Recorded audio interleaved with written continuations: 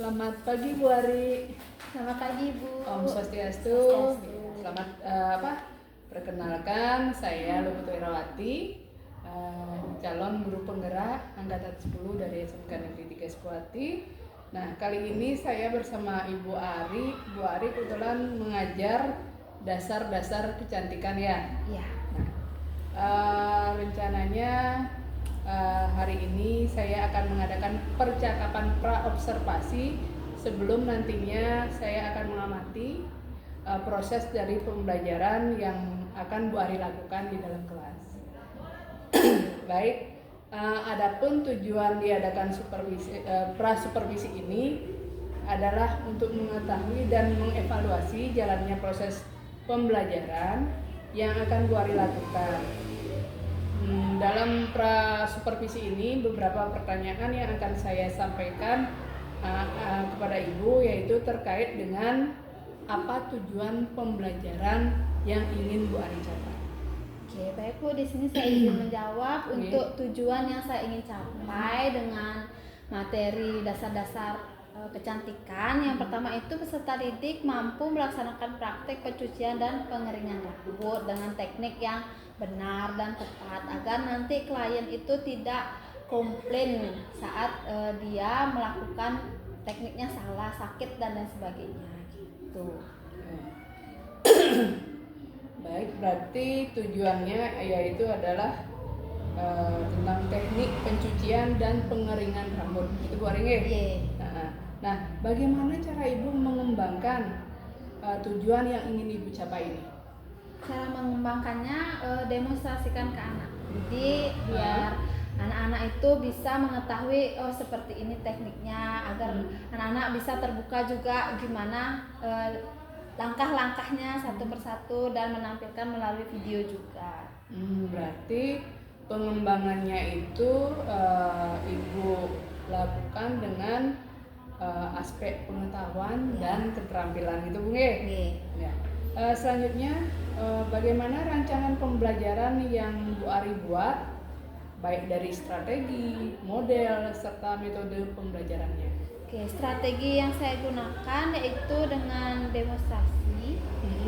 Terus medianya pun saya menggunakan laptop, perangkat dan LCD, dan adapun pendukung agar anak-anak bisa melakukan atau melaksanakan praktek dengan lancar itu menggunakan alat, bahan, mainan dan kosmetik yang sudah disiapkan anak-anak H-1 sebelum praktek. Ya. Baik, berarti udah lengkap itu Bu Ari ya, sampai media pembelajaran sudah ada. Itu berupa alat-alat dari memang jurusan kecantikan semua ditambah dengan LCD proyektor untuk menampilkan video pembelajaran seperti itu ya. Nah, kira-kira kapan Bu Ari akan melaksanakan pembelajaran tersebut? Pembelajarannya dilaksanakan nanti jam ke-6.7. Hari ini berarti ya? Hari siang ini ya? Ya. Oh, nggih. Jam ke-6.7 rencananya di kelas apa di studio? Di studio. Studio ya, kecantikan. Studio kecantikan di ruang rambut. Iya, berarti nanti saya akan melaksanakan observasi ke studio kecantikan ya. Saya pengen melihat dan mencatat proses pembelajarannya. Oke, Bu Ari ya. Iya, Bu Era. Nanti setelah Ibu melakukan kegiatan observasi di kelas, kita akan mengadakan percakapan lagi pasca observasinya. Itu kegiatannya besok akan didampingi oleh pengajar praktek. Nah, sebelum saya akhiri percakapan hari ini, apa yang Ibu dapatkan dari percakapan hari ini? Oke, yang saya dapatkan dari percakapan kita itu dengan adanya percakapan ini saya mendapatkan suatu gambaran terkait apa yang harus saya persiapkan saat akan melakukan supervisi nih Pak. Baik Bu Ari, terima kasih atas kesediaan bincang-bincang Bu Ari pada pagi hari ini terkait dengan kegiatan pra-supervisi yang saya lakukan. Baik, sampai ketemu nanti siang di jam ke-6.7 di studio kecantikan. Terima kasih Bu Ari, pamit. Om Santi.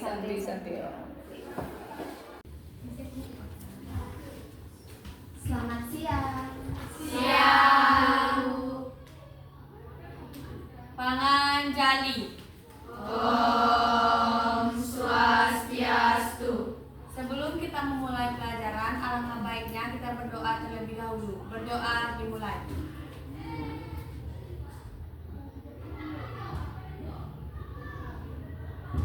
Berdoa selesai. Oke, sebelum kita memulai pelajaran, Ibu akan absensi dulu ya. Ya, absen 1 Anak Agung istri Tariasti. Nah, hadir ya. Absen 2 Cok istri Aklita. Kenapa? Upacara adat. Yang ketiga Cokorda istri Purnadi. Yang keempat Dwi Aminatul Zahra. Yang kelima Evresta Bening. 6 G Bintang. 7 Igusti Ayu Marsya. 8 Igusti Ayu Suci Kencana. 9 Kade Indah Kirana. 10 Kade Rahayu Cahaya Sari. 11 Kade Vina. 12 Kade Yoni. 13 Ketut Intan. 14 Komon Juliani. 15 Gusti Ayu Made. 16 Kade Arianti Dwi Putri. 17 Kade Dewi Sumitri. 18 di Kade Dia. Oke, semua ada kecuali Cok istri ya. Jadi selanjutnya gimana kabar kalian? Baik. Oke, baik ya. Sebelumnya kemarin kan Ibu sudah mengajarkan alat, bahan, dan yang kita gunakan saat pencucian dan pengeringan rambut. Nah, siapa yang masih ingat apa saja alat-alat yang kita gunakan saat pencucian dan pengeringan rambut? Ada yang tahu? Ya. Angkat aja. Alat, ya, Cok. Yang pertama ada sisir garpu, sisir blow, sisir besar, sisir breakon, terus ada jepit bebek, terus pakai cap shampoo sama handuk. Oke, benar sekali ya. Hanya ada yang kurang. Oke, selanjutnya ada yang masih ingat kosmetik apa saja yang kita gunakan saat pencucian dan pengeringan rambut? Kosmetik. Ayo, ya silakan Bening. Sampo, conditioner, hair tonic, dan serum. Oke, tepuk tangan dulu untuk kedua tim ini. Itu ya, kita masih ingat pembelajaran kemarin. Oke, jadi materi yang hari ini, karena kita kemarin sudah mempelajari alat, bahan, lain-lain yang kita gunakan, materi hari ini itu kita melakukan pencucian dan pengeringan rambut dengan teknik yang benar. Ya, semua pasti sudah pernah pencucian dan pengeringan rambut, tapi kan belum tentu tahu tekniknya. Jadi di sini Ibu akan memberikan materi itu ya.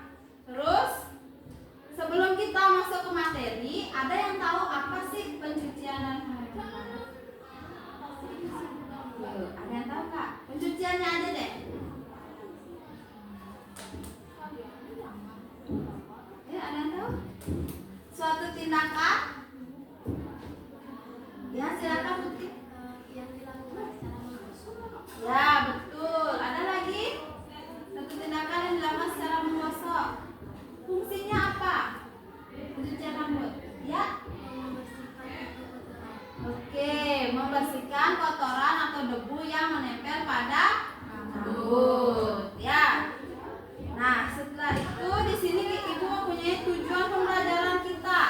Ya, kenapa sih kita harus mempelajari tentang pencucian dan pengeringan rambut?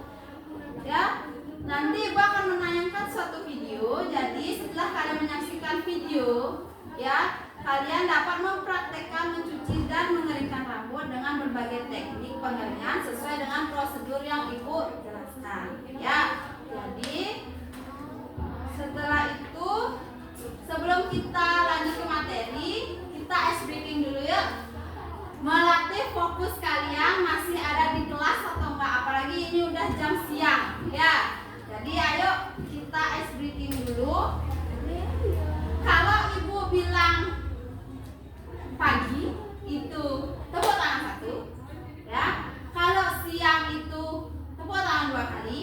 Dan kalau malam itu gini aja, tidak ada suara.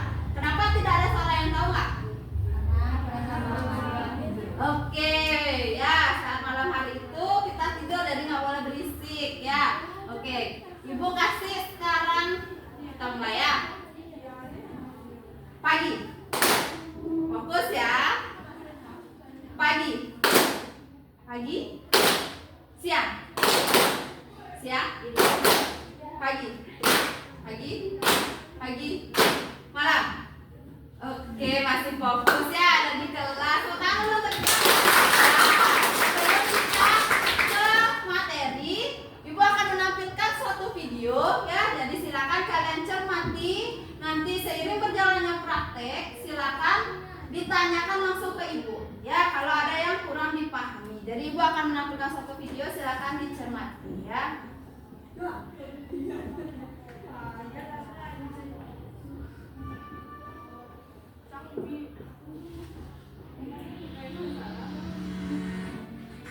Sambil mengingat-ingat dulu ya. Biar kalian tidak lupa. Assalamualaikum warahmatullahi wabarakatuh. Saya Hedi Perdana. Pada kesempatan kali ini kita akan belajar tentang teknik mencuci rambut. Diharapkan setelah belajar kita dapat melakukan pencucian rambut dengan baik dan benar. Belajar mencuci rambut sangat penting bagi seorang hairdresser, sebab setiap tindakan baik itu pemula maupun perawatan selalu diawali dengan mencuci rambut, seperti keribat, pengusaha, pewarnaan, dan lain sebagainya. Ya, sangat penting untuk mencuci. Adalah tindakan membersihkan masalah dari kulit kepala dan Ini untuk mengingat ya. Berusaha kemudian dapat sediakan alat, bahan, mainan, dan kosmetika. Di antaranya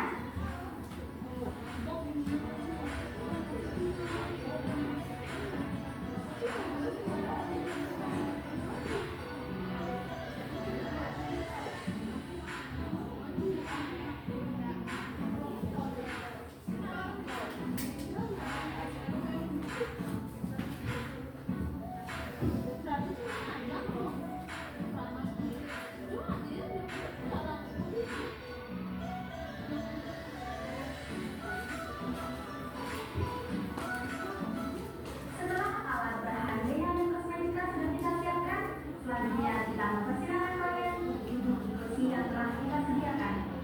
Kemudian pasang handuk pada muka kalian.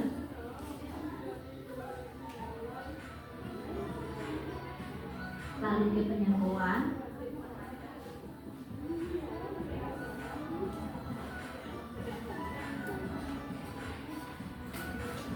Dan yang terakhir adalah handuk.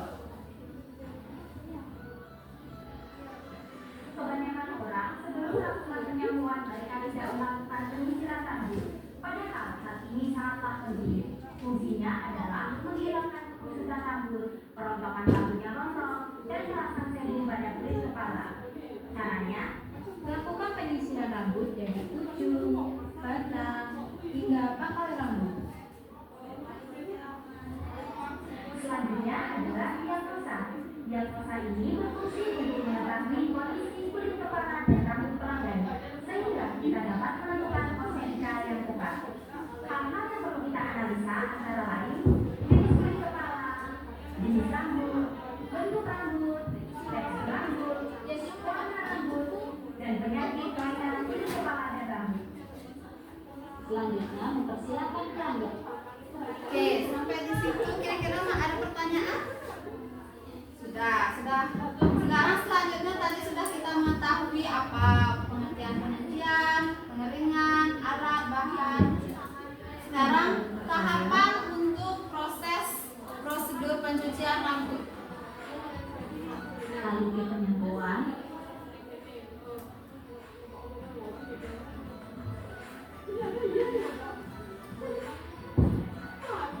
Dan yang terakhir adalah handuk. Ya, setelah itu, setelah kita mempersiapkan di area kerja, selanjutnya kita langsung ke area bed shampoo. Ya. Dari bahan kepala pelanggan, rapikan rambut pelanggan menggunakan jari-jari. Siapkan handuk wajah, kemudian lipat sedemikian rupa. Tutup mata, lalu gunakan dua sisinya untuk menutup pelanggan. Hal ini dapat membuat pelanggan lebih rileks. Sebelum melakukan pembersihan rambut, yang harus kita lakukan adalah menyesuaikan temperatur air yang tepat. Temperatur air harus sesuai dengan suhu tubuh. Ketika kamu mengukur suhu air, rasakan pada pergelangan tangan, kemudian pilih suhu yang nyaman untuk kulit. Sekarang kita siap untuk membasahi rambut. Sisir rambut menggunakan jari untuk membuat selang agar air membasahi rambut secara merata. Gunakan tangan ini untuk mengurangi air agar air tidak mengalir ke wajah. Pada bagian telinga, kaki menggunakan tangan, kumpulkan air di tangan, kemudian alirkan air ke belakang agar air tidak masuk telinga. Untuk membasahi rambut bagian buku, angkat kepala pelanggan, kemudian lakukan tap agar air masuk hingga kulit kepala. Aplikasikan sampo. Gunakan sebanyak ini. Gosok pada telapak tangan, alih-alih langsung pada kulit kepala. Jangan mulai menyeka rambut terlebih dahulu, akan tetapi mulai dari kulit kepala terlebih dahulu bagian di mana terdapat banyak keringat. Lakukan gerakan zigzag di seluruh kepala agar berpusat.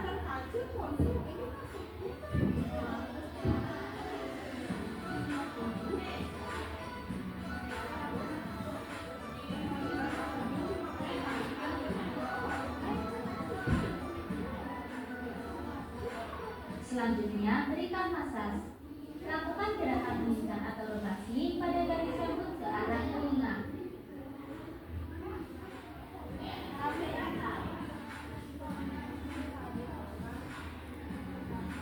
Kemudian, dari belakang telinga ke arah belakang kepala.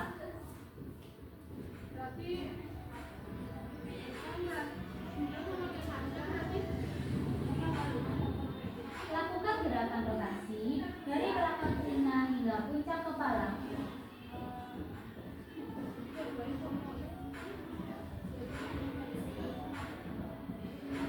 Saat lelah, lakukan tekanan pada titik-titik tekanan dan ini akan menjadi pencucian rambut yang sangat menyenangkan.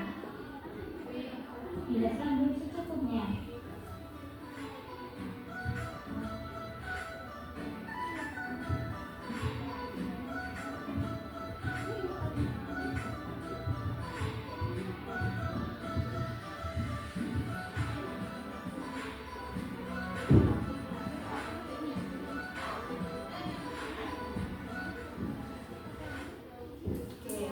Setelah itu lalu aplikasikan conditioner dengan gerakan pemijatan. Ya, jadi kita keramasnya 2 kali. Keramas pertama itu ada yang tahu kenapa kita keramas 2 kali?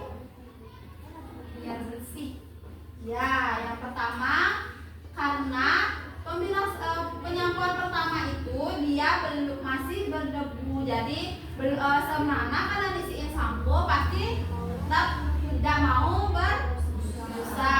Nah, pencucian kedua baru itu sudah bersih ya. Jadi setelah pengosokan yang selanjutnya itu ya pengaplikasian conditioner dengan teknik nah, sudah paham sampai sini? Sudah. Oke, kalau sudah, ayo kita lakukan praktek ya sesuai dengan SOP yang sudah Ibu jelaskan. Ya, silakan lakukan persiapannya.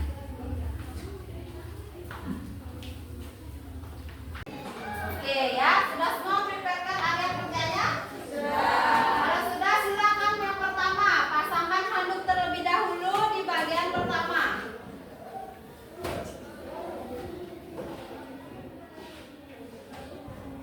Oke. Yang kedua, pasangkan clip.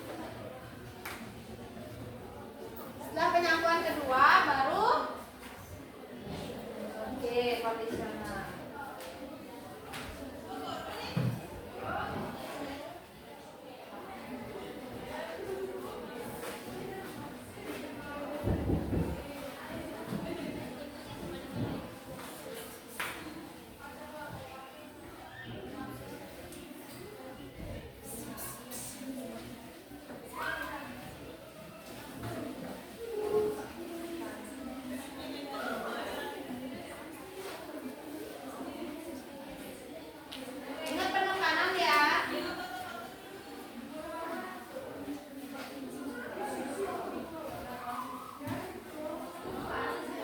Di bagian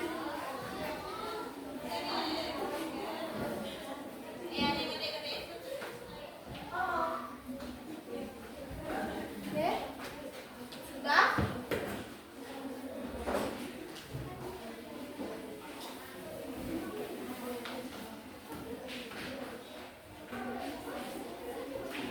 Kalau sudah, rasa udah semua kalian pakai gosok bagian kanan, kiri, depan, bawah, tengah ya. Terutama di bagian ubun-ubun itu pasti selalu sering gatel. Kalau udah di sana, udah semua, bilas. Setelah itu conditioner.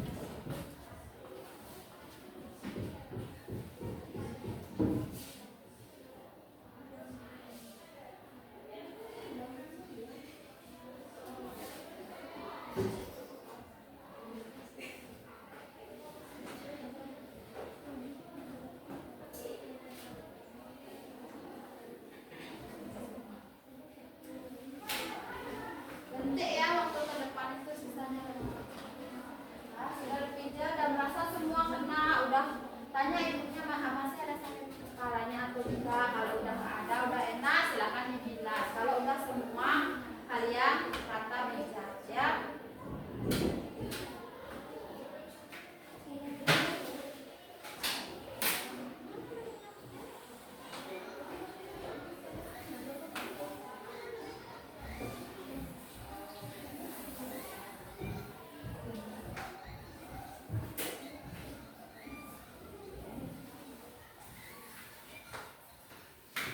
Sama seperti tadi pas pencucian rambut ya, selalu tanya masih ada yang ngasuh ibu ya, komunikasi di sini.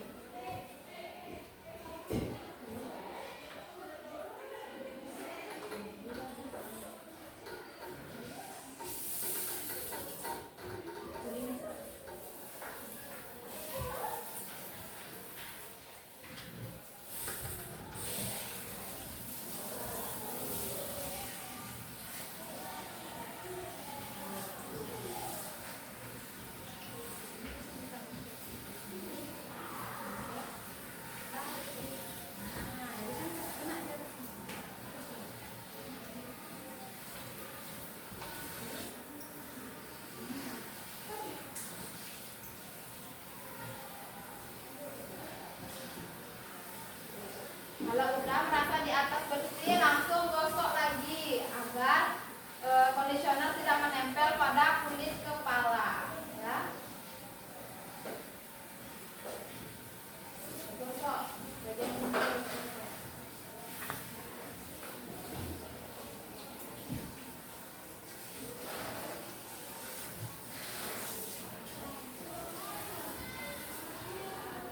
Sampai nggak berbusa ya.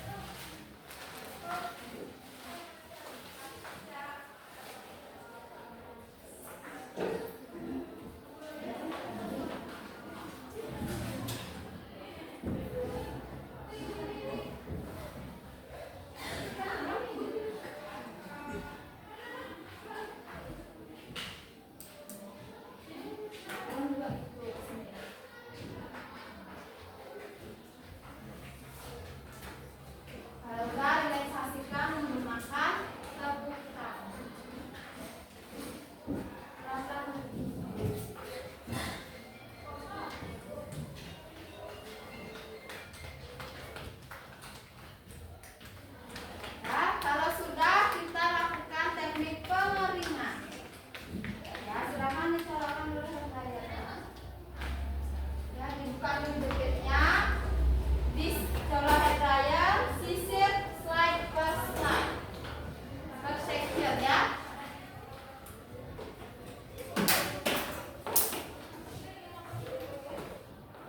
Sisir menggunakan sisir garpu ya. Per section kalau rambutnya panjang.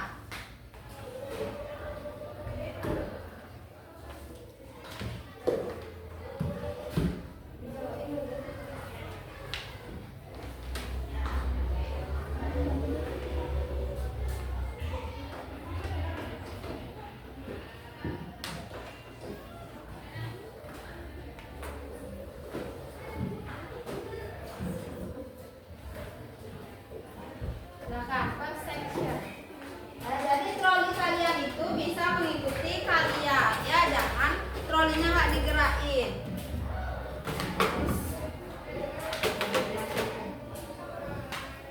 Ya, troli mengikuti kalian ya.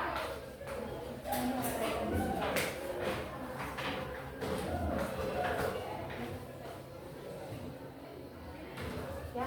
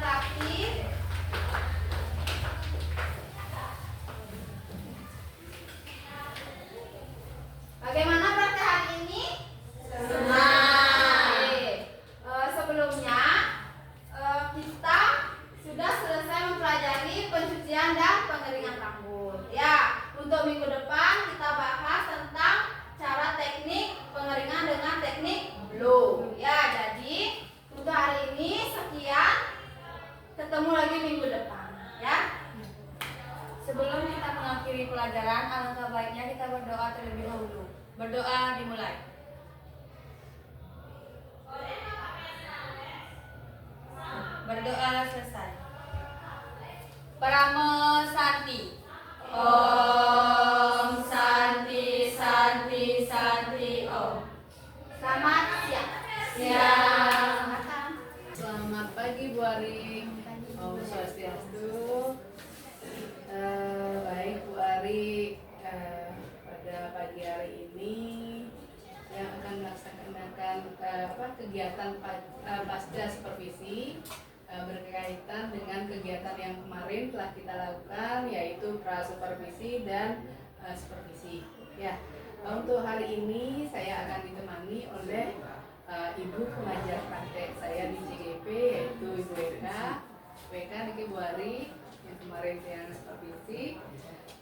Baik, untuk kegiatan pasca supervisi ini dilaksanakan sebagai evaluasi dan refleksi diri terkait dengan proses pembelajaran yang telah dilakukan. Nah, dalam kegiatan yang kemarin itu dari kelas sampai kegiatan supervisi, bagaimana perasaan Bu Ari? Oke Bu Era, terima kasih izin menjawab ya. Iya. Jadi perasaan saya setelah supervisi itu senang karena saya dapat melihat dan mengevaluasi apa yang perlu saya perbaiki saat pembelajaran. Adakah hal-hal baik yang sudah dilakukan dalam pembelajaran di kelas kemarin itu? Hal-hal baik yang saya lakukan untuk anak-anak Iya. untuk anak-anak pembelajarannya sudah mulai baik karena anak-anak juga dapat pengetahuannya dalam artian saat pembelajaran itu anak-anak bisa memahami dan mengerti apa yang dijelaskan. Iya. Langsung yang baik berarti ya. Karena anak-anak juga responnya bagus pada saat pembelajaran itu. Nah, dalam skala penilaian, jika diangkakan ini dari angka 1 sampai 10, kira-kira posisi Bu Ari itu ada di angka berapa? 7 atau 7 atau 8. Nah, kenapa bisa di antara 7 atau 8? karena ada beberapa kekurangan saya untuk anak-anak dari segi pembelajaran mungkin karena jumlahnya kan lumayan banyak ya untuk kelas 10 nih jadi keterbatasan juga menjelaskan ke anak-anak, mungkin ada beberapa yang sudah paham tapi ada yang beberapa yang belum gitu karena banyaknya siswa. Karena tahun ini kita di 10 kecantikan lumayan banyak ya. Seperti yang sendiri kan. Seperti yang lihat aja kita mengajar di studio atau di lab itu kalau untuk praktek agak sulit ya karena saking banyaknya siswa. Baik, dari pembelajaran yang Ibu telah laksanakan kemarin itu kira-kira apa yang perlu ditingkatkan?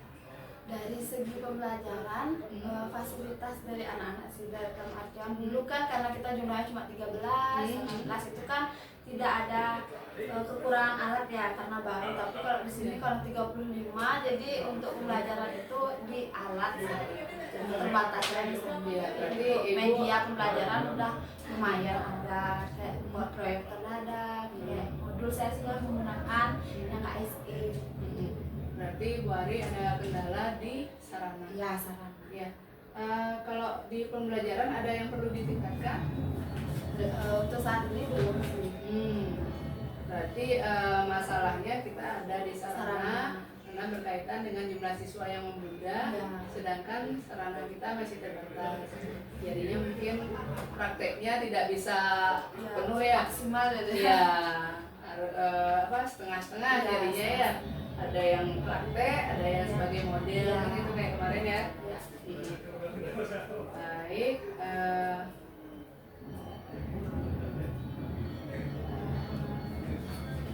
Nah, untuk komitmen yang bisa dilaksanakan untuk perubahan proses pembelajaran, komitmennya untuk anak-anak biar lebih lihat belajar dalam artinya kita di jurusan tidak bisa untuk maksimal, jadi kita kan ada TFA teaching factory, jadi anak-anak jika apapun yang tidak dipahami bisa di sana jadi belajar, jadi anak-anak yang lebih aktif Bu bisa dia dapat jaga TFA. Bu saya belum paham loh di sini, ya ayo belajarnya di TFA ya, karena di sana kita bisa emang menggodok anak-anak di sini belajar yang kalau sepi TFA-nya kita bisa belajar apa keramas gitu, jadi anak lebih bisa mendalami di TEPA. Jadi karena 35 itu kita tidak bisa ya full giniin anak-anak, paling selintas lewat. Jadi kalau dia jaga TEPA, ayo apa yang kamu nggak paham tentang ibu jelaskan di sini. Di TEPA kita ya keuntungan TEPA itu juga ya. Jadi anak-anak bisa belajar di sana. Berarti anak-anak yang praktek di TEPA dari kelas 10, 11, 12. Oh, berarti dari kelas 10 anak-anak bisa ya? Bisa. Itu bisa bagian dari pengembangan. Ya, Anak-anak bisa praktek langsung. Anak-anak bisa mengambil pasien langsung.